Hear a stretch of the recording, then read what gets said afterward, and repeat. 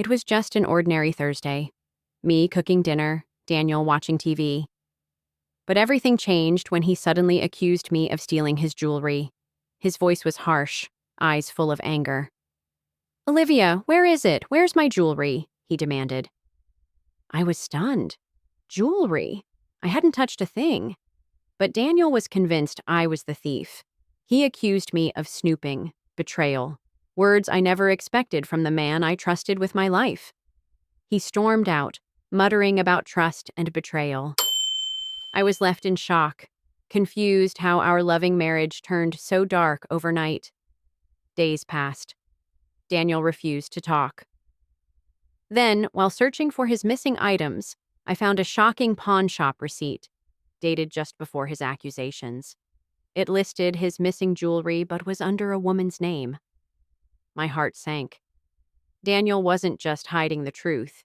He was lying and covering up his own secret. When I confronted him, his guilt was clear. "I've been in debt. I pawned my jewelry. I thought accusing you would distract you from it," he admitted. Betrayal hit me like a tidal wave. The man I loved had chosen deception over honesty and tried to make me the villain. But I refused to be the victim. Daniel's lies wouldn't destroy me. I was done being manipulated. I stared him down. "Why hide the debt? Why accuse me?" He couldn't meet my eyes. "I didn't want to disappoint you. I thought I could handle it alone." "By lying? By making me the enemy?" I snapped, heart pounding. The trust between us shattered, and I saw him for who he really was. I wasn't sure if I could forgive him, if our marriage could survive. But I knew one thing. I wouldn't be his scapegoat anymore. "I need space," I told him. "I have to protect myself now." His face fell, remorse finally breaking through. But some damage can't be undone. I walked away, choosing to reclaim my life. As I walked out the door, I felt a strange sense of peace. The road ahead was unclear, and I didn't know what would happen between us. But what I did know was this. I had made the decision to stand up for myself, and that was the most empowering thing I had ever done. Days passed since that confrontation with Daniel, and although the tension in the house had somewhat subsided, I couldn't shake the feeling that something was terribly wrong. I had given him space to reflect on what had happened. I had expected him to come to his senses, to finally realize the damage his accusations had caused. But instead, he kept his distance, acting like nothing had changed. I couldn't pretend like everything was fine. I had always believed that relationships were built on trust, but now that trust was shattered, how could I possibly move forward with a man who had accused me of something so vile, something that went against everything we had built together? How could I look at him the same way knowing that he was capable of lying, manipulating, and hiding things from me for so long? The truth was, I didn't know what to do. The man I had loved was now a stranger, someone who could no longer be trusted. But as much as I wanted to walk away, to end things right there and then, there was still a part of me that clung to the hope that things could be fixed. I wanted to believe that we could work through it, that somehow we could rebuild what had been broken. But then, just when I thought I couldn't take any more, I received a phone call that would change everything. It was from a private investigator. I had no idea how they had gotten my number or why they were calling me. But when I heard the words, "Your husband hired me to look into something," my stomach dropped. My mind raced. What was going on now? Was this another one of his schemes? Was he trying to trap me again? "I know this might sound strange," the investigator's voice continued, "but your husband asked me to look into the missing jewelry you were accused of stealing. And I've found something that I think you need to know." I barely heard the rest of the conversation. My mind was reeling, filled with so many questions and fears. Why would Daniel hire someone to investigate me? Why couldn't he just talk to me directly? What was he hiding? The investigator explained that after reviewing security footage and tracking down leads, he had discovered something shocking. Daniel had sold some of his own jewelry, the very pieces he had accused me of stealing.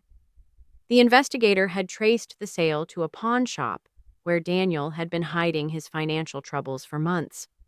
The jewelry wasn't missing at all.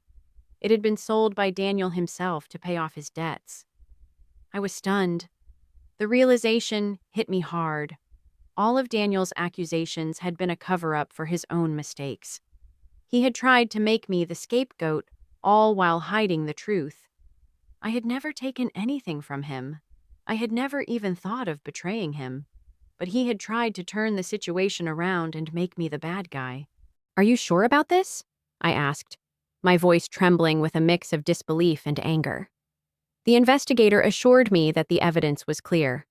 The pawn shop had the receipts, and the security footage confirmed that it was Daniel who had sold the jewelry. For the first time in what felt like forever, I felt a sense of clarity. I wasn't the one who had betrayed him. He was the one who had betrayed me. And not just with the jewelry, but with everything. The lies, the manipulation, the attempt to destroy my reputation, all of it had been part of a bigger scheme to cover up his own flaws. I thanked the investigator and ended the call, but my hands were shaking. I had always known deep down that something wasn't right. But now, the truth was staring me in the face. Daniel had used me as a pawn in his game, a game where I was the one who had to carry the burden of his mistakes. I stood there in silence, staring at the floor as everything began to make sense. All the little signs, the moments when I had questioned his actions, they were all part of this larger web of deceit. I wasn't just dealing with a man who had accused me of something I didn't do. I was dealing with someone who had been lying to me for months, if not years. I knew what I had to do. I couldn't let this go. I couldn't go back to a life where I was constantly looking over my shoulder, wondering if I was being manipulated again. I had to confront Daniel, not just about the jewelry, but about everything. It was time to make him face the consequences of his actions. The decision was clear, but the weight of it still felt heavy. Could I really go through with it? Could I truly face him and tell him that everything had changed? That the trust we had built was irreparably broken? I took a deep breath and made up my mind. This wasn't just about jewelry or accusations. It was about reclaiming my dignity. I wasn't going to let him control me any longer. The next morning, when Daniel walked through the door, I was ready. There would be no more running, no more pretending. It was time for the truth to come out. "I know what you did," I said, my voice steady but filled with emotion. "I know you sold the jewelry, and I know you've been lying to me." Daniel froze.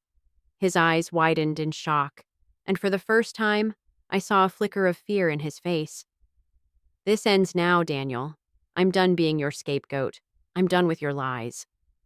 Daniel stood frozen in the doorway, his face paling as I spoke. His eyes flickered, searching for an excuse, a way out. But I wasn't giving him one. I had already taken the first step in freeing myself from his manipulation. The hard part was over. Now I just needed to see him face the truth. I I don't know what you're talking about," he stammered, trying to recover, but his voice was shaky, the cracks in his story starting to show. I didn't let him get away with it. "Cut the crap, Daniel. I know you sold the jewelry. I know you've been hiding your financial troubles from me, and you thought you could just pin it on me. But I'm not going to play your game anymore." His face reddened, and I could see the anger rising in him. But it wasn't the anger that I feared. It was the guilt. I could feel it radiating off him like a suffocating cloud. He was cornered, and he knew it. "I didn't mean to hurt you," he muttered, his hands shaking slightly as he stepped into the room. I was desperate. I didn't know what else to do." "Desperate?" I laughed bitterly, the sound cutting through the air. "So desperate that you'd accuse your own wife of stealing? You'd break my heart, destroy my reputation, just to cover up your own mess?" His eyes dropped to the floor. He didn't even try to defend himself. He knew I was right. "I didn't want to lose you, Olivia," he said, barely above a whisper. "I didn't want you to know the truth. I thought I could fix everything on my own, but I couldn't. And then I panicked." The silence between us was thick, heavy. For the first time in a long while, I felt no sympathy. I had spent years trying to fix things for him, trying to be the perfect wife. I had stood by him during the good times and the bad. But this was too much. "You don't get it, do you?" I said, the words leaving my mouth before I could stop them. "You've been using me, Daniel. For so long, you've been using me. You've made me feel guilty for everything, made me believe that I was the one who was wrong. But now, I see it. You've been the one lying, the one destroying everything." He looked at me, his expression tormented. But I wasn't moved. Not anymore. I wasn't going to fall into the trap of thinking he could still change, that he could redeem himself. The man I married didn't exist anymore. The man I had loved had been replaced by someone so focused on maintaining his image that he was willing to destroy everything we had built for the sake of his pride. "I don't know if I can forgive you," I continued, my voice shaking now, not with anger, but with the weight of everything that had happened. "I don't know if I ever can." He dropped his head into his hands, the tears that had been threatening to spill finally falling. "I'm so sorry, Olivia. I was wrong. I should have told you everything. I shouldn't have lied to you. I didn't know how to make it right." I could see the pain in his eyes, but it didn't matter anymore. I wasn't the person I had been a year ago. A person who would forgive him without question. A person who would take on his burdens and help him bear them. That person was gone. The woman sitting here now was someone who had learned to stand up for herself. Someone who had learned to recognize when enough was enough. "I don't need your apology, Daniel," I said softly. "What I need is for you to face the truth.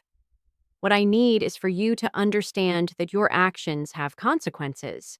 You can't just throw me under the bus every time things get tough." He sat there in silence, his face a mixture of regret and helplessness.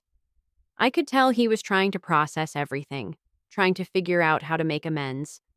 But it was too late for that. I had already made my decision. "I think it's time for us to take a break," I said, my voice firm. "I need space, Daniel. I need time to figure out what I want and if I can ever trust you again. You've broken me, and I don't know if I can put the pieces back together." His face crumpled, and for a moment, I saw the man I had once loved. The man who was vulnerable, who was human. But that didn't change anything. It didn't change the hurt, the betrayal, or the lies. "I understand," he said quietly, his voice barely audible. "If you need space, I'll give it to you. But please, know that I love you. I'll do whatever it takes to make things right." But I wasn't sure that was possible anymore. Love was no longer enough to fix what had been broken.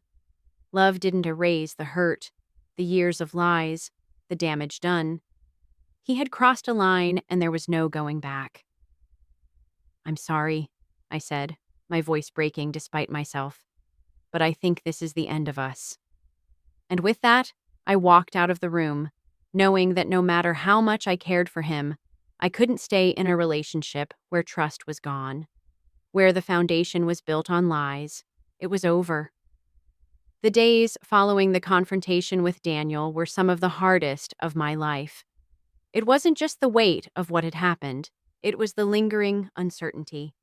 I had made the decision to stand up for myself, to walk away from the marriage that had become a lie.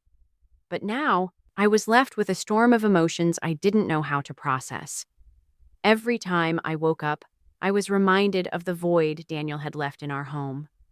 The silence was deafening. The space where his laughter and our conversations once filled felt cold. I didn't know where to start picking up the pieces of my life, but I knew I couldn't keep living in this state of emotional limbo. The betrayal had broken something inside me, but I also realized that I had gained something in the process: control over my own future. I threw myself into work. It was the only distraction that seemed to help. The more I immersed myself in my job, the less time I had to think about the chaos at home, the mess that my life had become. But of course, no matter how busy I stayed, the reality of my situation hit me when I came home every night to an empty house. I started packing my things. Slowly, at first, not sure if I was doing the right thing.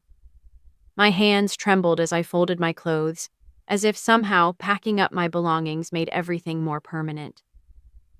But then I stopped and stared at the piles I had made: clothes, books, shoes, and for the first time in days, I felt a small surge of relief. I was free. Free from the constant gaslighting, the accusations, the emotional weight that had defined my marriage for too long. I hadn't just been carrying Daniel's burdens. I had been carrying the weight of his lies, his mistakes, and I realized that was never my job. One evening, as I continued to sort through the remnants of my life with him, my phone buzzed. It was a text message from a number I didn't recognize. "Olivia, it's Daniel. Please, can we talk? I need to see you. There's something important I need to say." My heart skipped a beat. I hadn't heard from him in days. The thought of seeing him again stirred up a mix of emotions: anger, confusion, a little bit of longing. Part of me wanted to know what he had to say, wanted to hear if he had truly changed. But another part of me was afraid that hearing him out would only pull me back into the cycle I was finally breaking free from. I stared at the text for what felt like an eternity, the phone heavy in my hand. Finally, I took a deep breath and typed my response. "I don't know if we have anything left to talk about. You've broken my trust, Daniel. I don't know if there's anything you can say to fix that." I hit send and immediately regretted it. What had I expected? For him to just apologize and everything would be fine again? Of course, I had doubts. I knew the road ahead was uncertain, but I didn't want to go back to the place where everything was a lie. Still, part of me was torn. Maybe he had learned his lesson. Maybe this time he'd show me that he was ready to change. Seconds later, another message came through. "Please, Olivia, just one more chance. I'm so sorry for what I did. I don't expect forgiveness, but I need to tell you the truth. Please meet me." I stared at the message for a while, debating. I wasn't sure if I was ready for that conversation, but deep down, I knew that this was the closure I needed. If I didn't hear him out, if I didn't know for sure why he did what he did, I would never be able to move on. So I typed my reply. "Okay, but I'm not doing this for you. I'm doing this for me. We'll meet tomorrow." The next day, I met Daniel at a small cafe in town. As soon as I saw him, I noticed how much he had changed. He looked thinner, tired. His usual confidence was gone, replaced by an aura of regret. He had been broken by his own lies, and it was evident. But I wasn't sure if that was enough to make me believe he had really changed. We sat down, the silence between us stretching out uncomfortably. Finally, he spoke. "Olivia, I don't know where to start," he said, his voice shaking. "I've messed up. I've lied to you, hurt you, and I don't even know why I did it. But I need you to know that I was scared. I didn't want to lose you. I didn't know how to fix my mistakes, so I ran. I tried to protect myself by blaming you, by pushing you away. But that was the wrong thing to do." I looked at Daniel, holding back tears. Part of me wanted to believe him, but the betrayal was too deep. "Daniel, I don't know if I can ever trust you again. You accused me, manipulated me, made me feel like I was the problem. I can't forget that." He pleaded. "I know I hurt you. I'll spend my life trying to make it right." I looked away, the love we once had feeling so far away. "I don't know if I can go back." He cried, "Please don't give up on me. I love you." Leaving the cafe, I felt finality wash over me. His apology was too little, too late. Years of trust shattered in moments. His tears haunted me, but the truth was clear. I couldn't stay in that toxic cycle anymore. I found a small apartment. My first night alone, both freeing and heartbreaking. The silence was unfamiliar, but it brought a strange feeling. Freedom. For the first time, I could live for me, free from his lies and demands. The weeks blurred with work and healing. Daniel still lingered in my thoughts, but I refused to fall back. Then one evening, his call appeared. I debated answering, but I let it go to voicemail. His desperate message broke my heart. Olivia, please. I know I hurt you, but I can't lose you. Let me make this right. I stared at the phone, torn. Was it guilt or love? Could I ever trust him again? I deleted Daniel's desperate message. I couldn't keep torturing myself. I had taken control. I had to keep moving forward. Weeks passed. Slowly, my apartment filled with things that made me feel whole again. I was healing. I didn't need Daniel or anyone else to define me. Then a letter arrived from Daniel's lawyer. He was trying to get the jewelry back or money for it. Another attempt to control me. My anger flared, but this time I was ready. I wasn't falling for his lies again. This was the final cut. I was done. I called my lawyer. He's manipulating you. Don't let him drag you back. I filed my response. No engagement, no more manipulation. My life, my rules. Then Daniel showed up at my door, furious, demanding control. You're mine, Olivia. You can't walk away. I stood firm, hand on the door. We're done, Daniel. You don't control me anymore. You're not welcome here. His shock was real. The man who tried to rule my life was powerless now. Daniel's voice softened, pleading. You can't just walk away. Olivia, I love you. I need you. But I had changed. I didn't need his love or his need anymore. I loved myself now.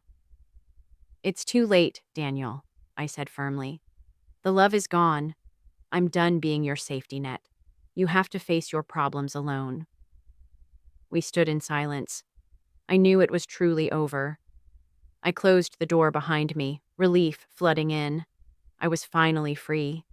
The silence was deafening, but so was the truth. I couldn't live with his lies and manipulation any longer. Doubt crept in. Was this really the end? Could I really walk away? I pushed the fear aside. The man I married was gone. The woman I was becoming deserved better. That night, alone in my new apartment, I felt a flicker of hope. I wasn't free yet. There were challenges ahead, but I had strength now.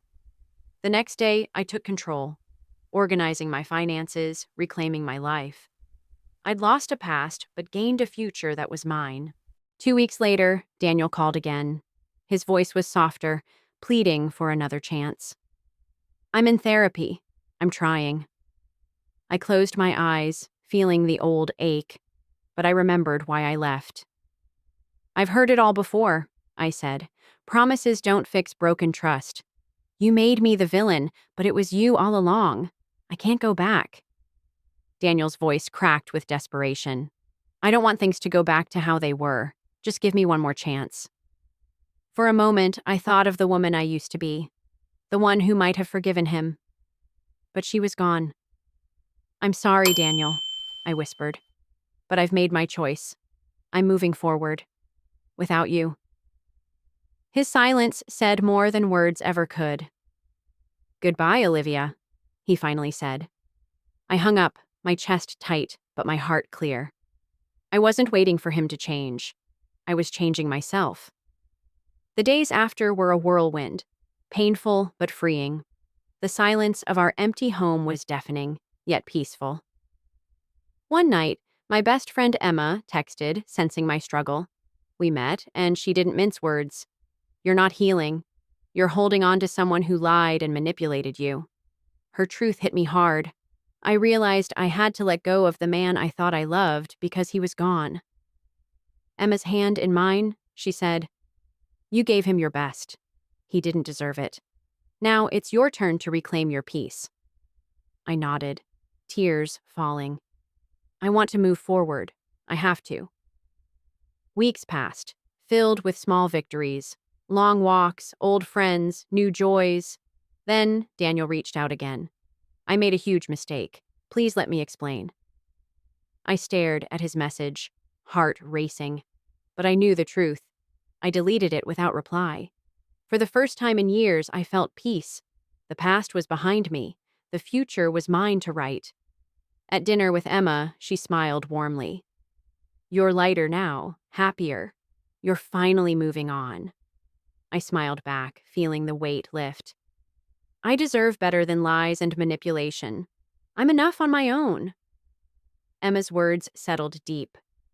"You've always been enough. Now you're reclaiming your life." That night, Emma's words echoed in my heart.